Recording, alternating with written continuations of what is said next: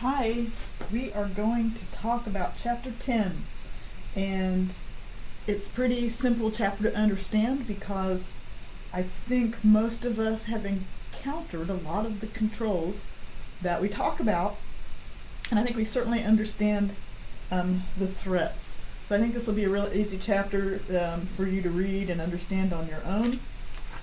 But I am going to follow the PowerPoint out here in our systems class.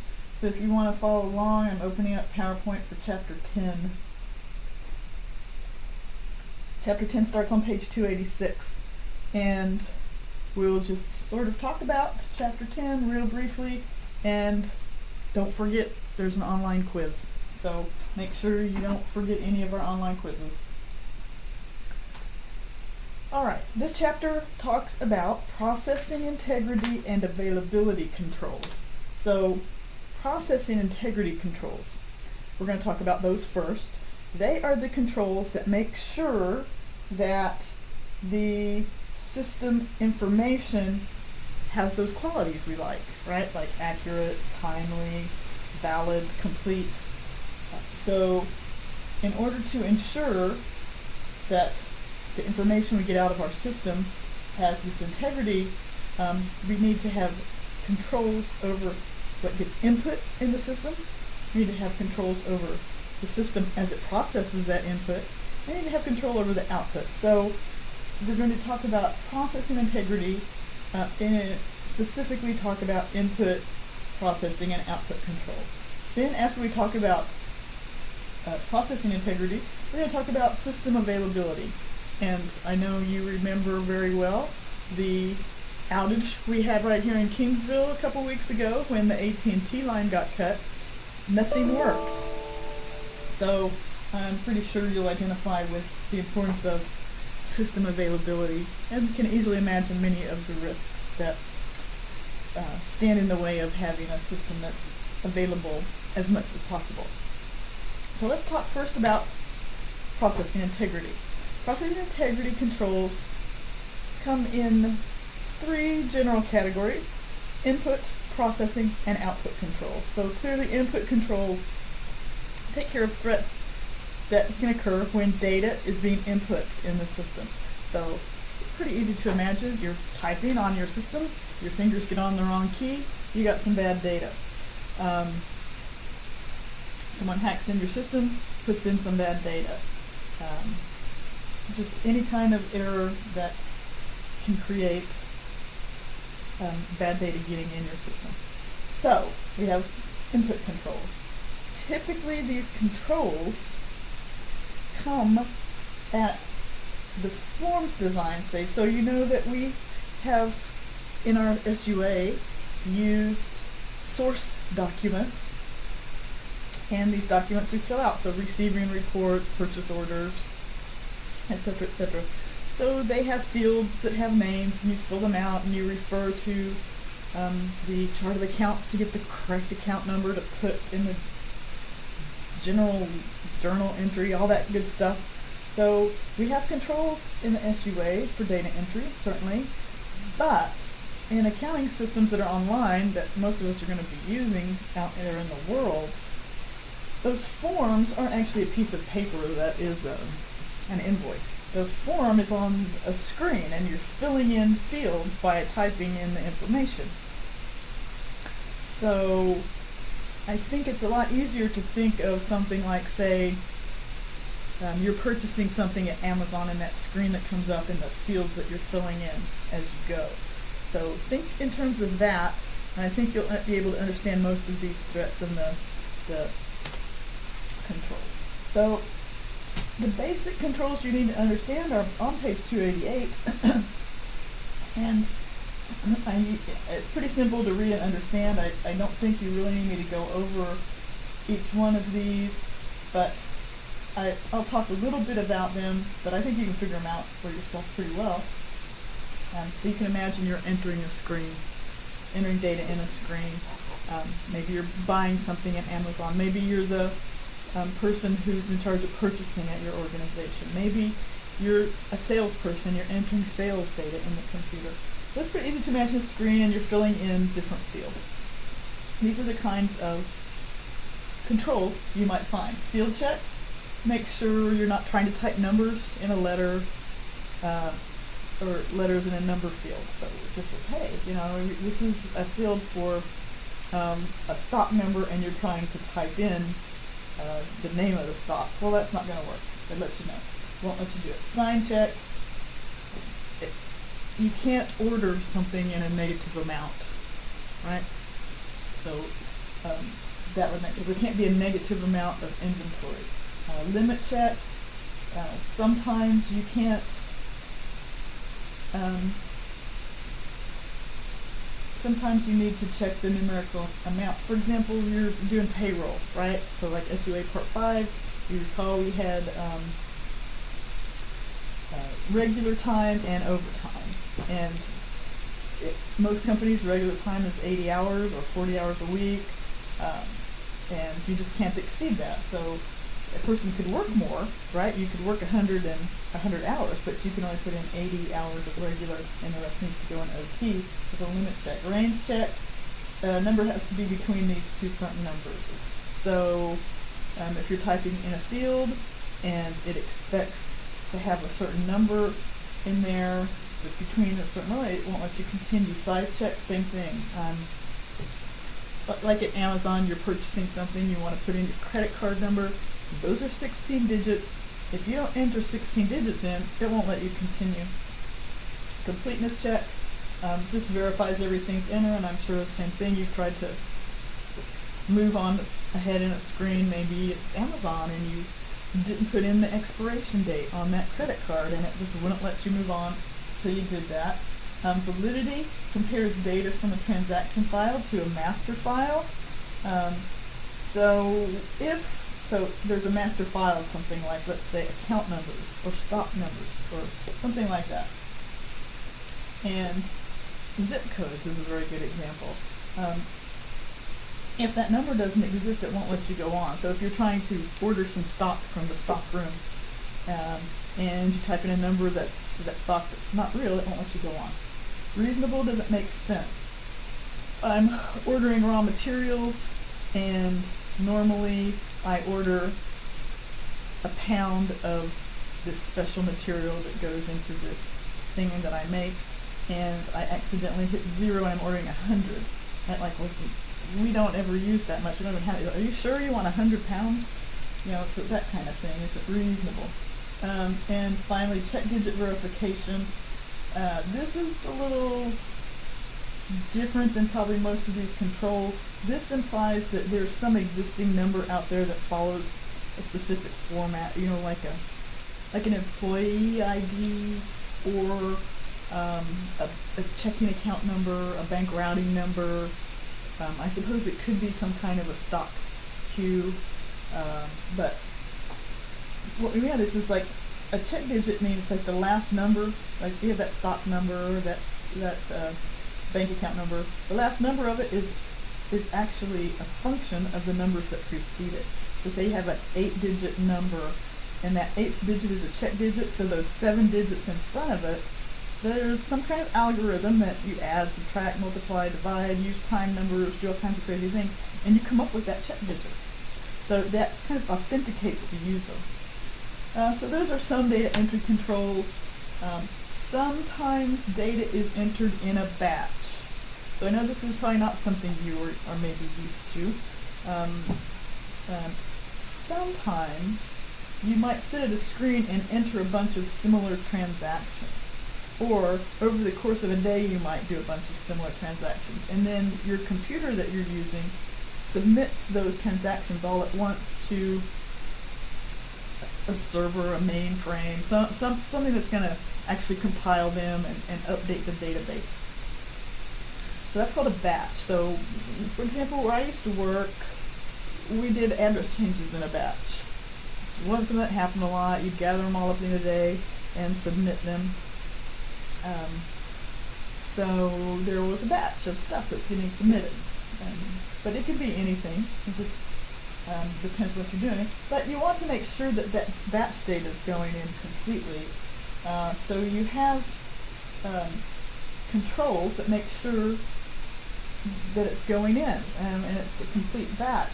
Things, for example, a sequence check, so if things are going in alphabetical order or numerical order, it checks for that. Totals. If you're sending a batch, you want to send the whole batch, and you want to be sure that your mainframe that's updating the database gets the whole batch.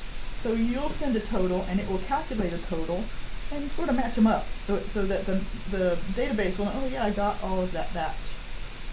So a financial total is pretty easy. You can imagine if you were sending in a batch that is all the sales for the day. You can total up the sales and send that, and then when the computer reads it, it says, well, I'm going to total all the sales I received, and then it'll match and see if you got that. Record count is pretty easy to mention. We had 15 sales, so you put in 15 is the count, and then the batch, as it's processing, will count how many it processed, and then we'll return, say, hey, I processed 15, and you'll know that all those went through or didn't. Hash total is a little bit weird. It's a number that doesn't really mean anything, but it still tells you if the whole batch went through or not. So instead of totaling, say, sales, or counting the number of sales, if, say, you were selling things to a customer and each sale had a customer number, you might add all those customer numbers together and come up with some number, and then the computer would add those. So hash total just means it's kind of a garbage number that doesn't represent anything, but it wouldn't tell you did the whole batch go through or not, because if you don't come up with the same total, then you know something got missed. System might prompt you, give me this information, give me this information, and that way you'll know it went through. Closed loop. Probably you've seen this before. I type in a number, like say I'm making a sale, so I type in the customer number, and then it returns that customer's information, their name, address, whatever, credit limit, and I can verify, yes, that's the customer in front of me. Or type in the stock ID number, and it comes back with, that is number 2 pencils. Do you want to order number 2 pencils? So it's like checking something and coming back. Of course, once you get the data entered, and hopefully it's got all the good qualities we want, and we control for all the mistakes, the system's going to process it. So what the problem is it's certainly possible that the system might process it and use a wrong account, or calculate it wrong, or you've got more than one person doing transactions, and they could overwrite each other's transactions. You have more than one person using a source document, and one person might update it and the other person go back and update it again, and then you're not using the most current document, things like that. So that's processing. That's stuff that's happened after the data is entered. And we do have some controls about that. Those you can find on page 289. They're just ensuring data is processed correctly. Data matching, where you're getting information from more than one source and you match it, like before you pay an invoice, you have to match that invoice to the receiving report and the purchase order. Match the data. File labels. So you can have your system create a file label, right? And part of that file label can include a date and time. I know that sometimes if you look out there at the properties, if you've ever looked at a Word or Excel document, you can look at the properties, and it will tell you the time and date, and it will tell you all about that file. That's a file label, so you can know, oh, that's the one I made today, that's the one I made yesterday. I want that Word document. That's a file label. Recalculation of batch totals, so certainly like we talked about, you can make sure you've processed it correctly. Cross-footing, double-checking another way that your debits equal your credits. Zero balance test. So think about control accounts like income summary, payroll, clearing, accounts receivable, as things, well, this is more for temporary accounts, but a lot of control accounts don't get balanced to zero. Those just stay open. But for accounts that do get balanced to zero, like clearing accounts, suspense accounts, you go make sure that it's zero. After you've done all your transactions and it should be zero, like income summary, you should go have the system check to make sure it's zero. If it's not zero, something didn't get processed. Write protect just doesn't let you overwrite. I think that stands on its own. Concurrent update control, so you can lock out a file. We used to do this with our address changes. The file was locked while the address is being changed. Then you can use it. So input controls, processing controls, and finally output controls. You can imagine it would be bad if your output got in the wrong hands, right? You don't want people who aren't authorized users to have certain reports. Output controls talk about on page 290 and 291. Basically, output controls make sure that the stuff that comes out of the system, if you remember, this may just be a screen. Right? You can imagine I'm doing an inquiry. A customer comes in and says, I want to buy a laptop. Do you have any of this fancy Apple laptops? And I can say, let me check. And I look it up. And that information that comes back is basically a report, giving me an inventory report. So sometimes you're just checking on things on the computer, but it's still an output. It's not necessarily like a printed out report. Although, frequently in accounting, what we think of as output are the financial statements, and they're certainly an important form of output. So you want them going to the right people, you want them balanced, you want them sent in a way that makes sure they're received by the people who should get them. So categories of control: input keeps the data that's going in good. Processing, make sure that while it's being processed, it stays good. By good, I mean, accurate, timely, all those great qualities. And output controls making sure that you've got your valid reports going to valid users. Next, super easy thing to understand, I'm pretty sure, availability controls. And we start talking about availability on page 293. Obviously, when the system, accounting information system, or really anything, your customer management system, any of those systems that help you do business are not available, meaning they're crashed or they're down or they're not accessible for some reason, that is a risk that you want to minimize, right? So you minimize the risk by putting in controls. And you recognize that, yes, sometimes the system will not be available, so we will need to have backup procedures, hot sites, backup disaster recovery plans, things like that. So availability controls that are preventive keep the system available, right? However, we have detection controls, not that many. It's pretty obvious when the system's down, but not always to the people in the back room, interestingly enough. And of course, corrective controls. What do we do when there's been a disaster, right? So the book, starting on page 293, going through 298, talks about availability. And as you can imagine, there's a couple of things. You need to think about the hardware, and you need to think about the software. So making sure that you're, wherever you're keeping your database, on the servers, on mainframes, on a PC, wherever you're keeping all that information, that it's protected from just physical threats, right? It's behind a locked door so nobody can get to it.